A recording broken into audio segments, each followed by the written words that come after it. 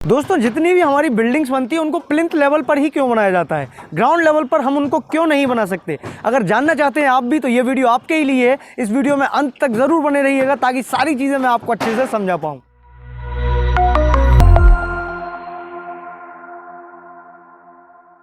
नमस्कार, आदाब, सत श्री अकाल। मैं Pankaj Meena, estimation and planning engineer, एक बार फिर से आप सभी का बहुत बहुत स्वागत करता हूं आपके favourite YouTube channel civil Guruji the civil engineers training institute पे। दोस्तों ये जो बिल्डिंग का काम चल रहा है, इस बिल्डिंग को प्लिंथ लेवल पर लाकर ही क्यों सुपर स्ट्रक्चर शुरू होता है। हमारा जो सुपर स्ट्रक्चर है वो यहाँ से जो हमारा NGL है, जो हमारा नेचुरल ग्राउंड लेवल है, वहाँ से क्यों नहीं बनाया जाता। तो जानते हैं इस वीडियो में सारी चीज़ों को।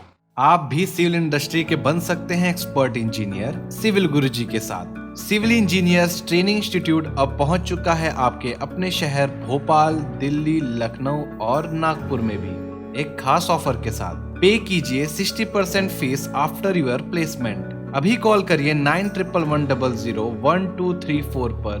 सीट्स लिमिटेड हैं, जल्दी कीजिए।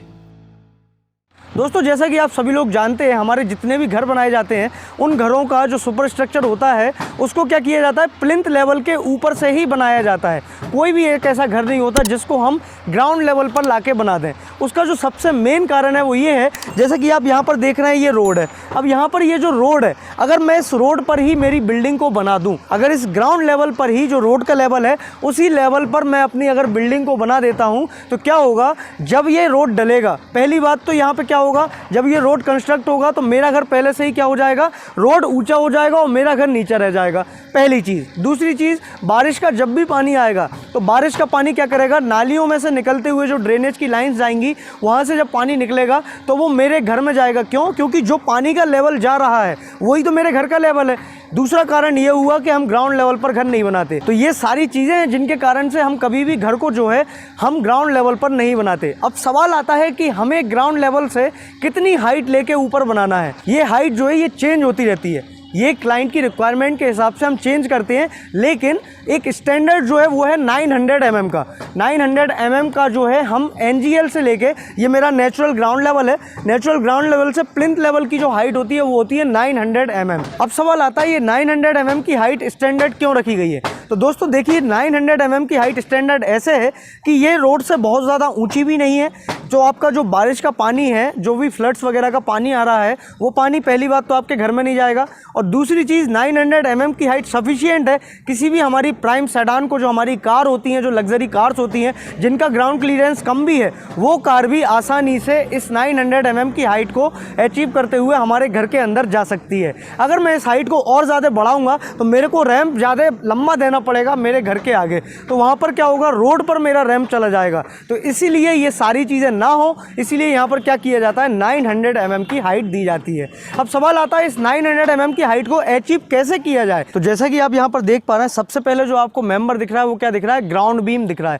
लेकिन अगर हम बात करें सेंट्रल पब्लिक वर्क डिपार्टमेंट जो CPWD है उसके नॉर्म्स की, तो यहाँ पर हमें सबसे पहले क्या देना है, 1 लाइन ब्रिक वर्क प्रोवाइड करना है। अब ये 1 लाइन ब्रिक वर्क क्यों प्रोवाइड करना है, क्योंकि जो भी ग्राउंड बीम है उसका जो कॉन्क्रीट है, अगर मैं उसको डायरेक्टली डाल दूं मेरे सॉइल के ऊपर तो वो क्या होता है, उसका जो वाटर सीमेंट रेशो होता है, उसका जो डिज़ाइन मिक्स होता है, वो अफेक्ट हो सकता है हमारी सॉइल से।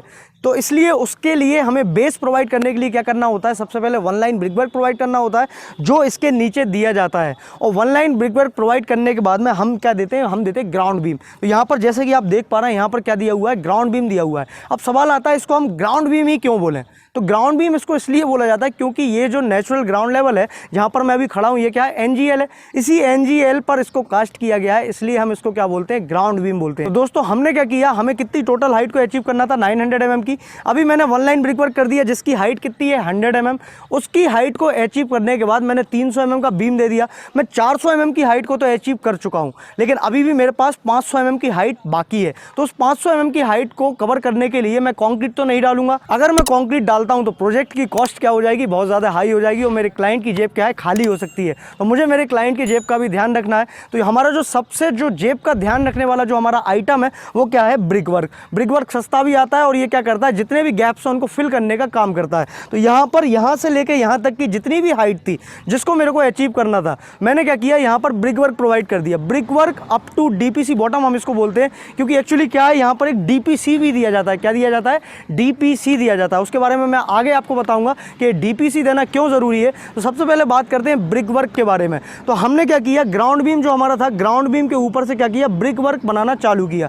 अब सवाल आता है कि इसकी विड्थ हमें कितनी रखना है। तो दोस्तों जितनी भी हमारे ग्राउंड बीम की विड्थ होगी उतनी ही विड्थ को हम क्या रखेंगे, हमारे ब्रिक वर्क की विड्थ को रखेंगे। क्योंकि इस ब्रिक वर्क में क्या होता है, जब भी मैं प्लिंथ फिलिंग करूंगा तो प्लिंथ फिलिंग में जो भी मटेरियल अंदर जा रहा है उसका लोड काय पे आएगा, मेरे ब्रिक वर्क पे आएगा। तो ये ब्रिक वर्क कोलैप्स ना हो जाए। अगर मैं 4 इंच का ब्रिक वर्क यहाँ पे प्रोवाइड कर दूंगा तो क्या होगा, मेरा जो ब्रिक वर्क है वो कोलैप्स हो सकता है। तो जितनी भी बीम की विड्थ है उस पूरी बीम की विड्थ के अलोंग हमको क्या करना है, ब्रिक वर्क को प्रोवाइड करना है दोस्तों। तो दोस्तों अब ये जो ब्रिक वर्क मैंने कराया है, अंदर जो भी मटेरियल डल रहा है, अंदर जो भी मटेरियल डल रहा है उस मटेरियल को क्या है, वो किसके कांटेक्ट में है, नीचे नेचुरल ग्राउंड लेवल के कांटेक्ट में। और ग्राउंड पे क्या है, मॉइस्चर है। उस मॉइस्चर को क्या करता है, जो हमारा मटेरियल अंदर डला हुआ है वो मटेरियल क्या करता है, उस मॉइस्चर को एब्जॉर्ब करता है। और वो जो मॉइस्चर है वो किसको देता है, इस ब्रिक वर्क को देता है। तो ये जो ब्रिक वर्क है ये क्या करती है, कैपिलरी राइज या कैपिलरी एक्शन के थ्रू उस पानी को जो है ऊपर पहुंचाती है, जो भी मॉइस्चर कंटेंट है उसको ऊपर पहुंचाती है। तो अगर मैं यहाँ पर ये डीपीसी ना दूं, अगर मैं ये डीपीसी नहीं दूंगा तो यहाँ पर क्या होगा, जो हमारा ब्रिक वर्क में जो सीपेज होता चला जा रहा है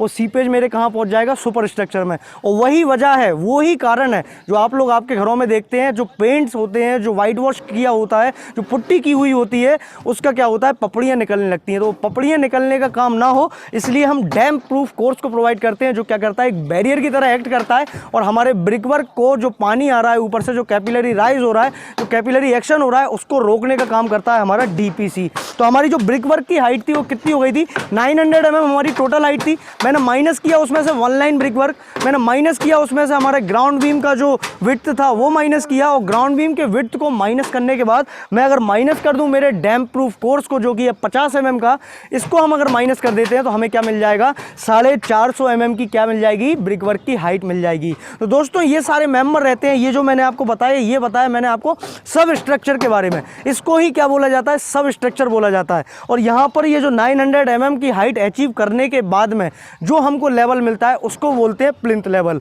अब प्लिंथ लेवल के ऊपर क्या काम होगा, सुपर स्ट्रक्चर का काम होगा। उसके रिगार्डिंग भी अगर आपको वीडियो चाहिए तो यार कमेंट बॉक्स में कमेंट करना ना भूलें। कमेंट बॉक्स में कमेंट कीजिए ताकि मुझे पता चले कि आप लोग जो है सुपर स्ट्रक्चर का भी वीडियो देखना चाहते हैं। तो दोस्तों ये थी हमारी वीडियो जिसमें मैंने कंप्लीटली बात की सुपर स्ट्रक्चर के बारे में और ये बताया आप लोगों को कि क्यों हम घर को ग्राउंड लेवल पर नहीं बना सकते, हमें घर को प्लिंथ लेवल पर बनाना क्यों ज़रूरी है। अगर आपको ये वीडियो पसंद आई है तो यार लाइक का बटन जो है वो प्रेस कर दीजिए और जो सब्सक्राइब का रेड कलर का बटन है उसको हिट कर दीजिए और बेल आइकन को दबाना ना भूलें, क्योंकि इसी टाइप के वीडियोस हम रोजाना लेकर के आते रहते हैं। दोस्तों वीडियो देखने के लिए बहुत बहुत धन्यवाद। जय हिंद, जय Bharat. Presenting Civil Guruji app available in Google Play Store.